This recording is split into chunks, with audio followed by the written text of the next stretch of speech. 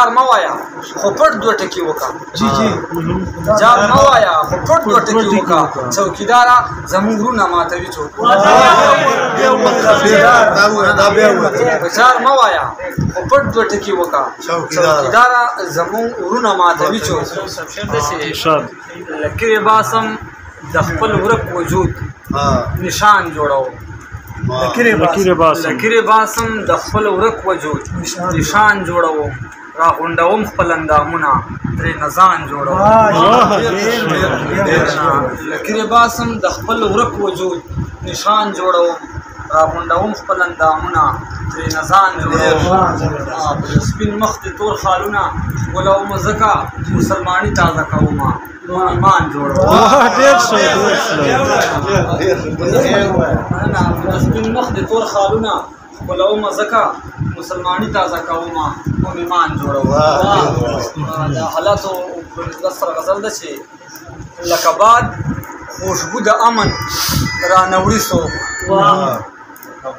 لکه باد خوشبو د امن رانوړي څوک بند په بند لکه دا دیو مې ماتوي څوک لکه باد خوشبو د امن رانوړي څوک بند په بند لکه د دیو مې ماتوي څوک لکه سیوری ته چې زما په سر ولاړې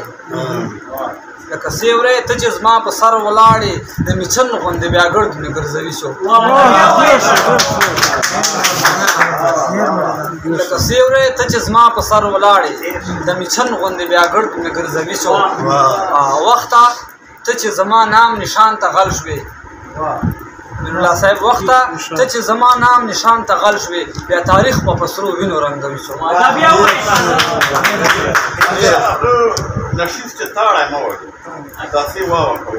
وخته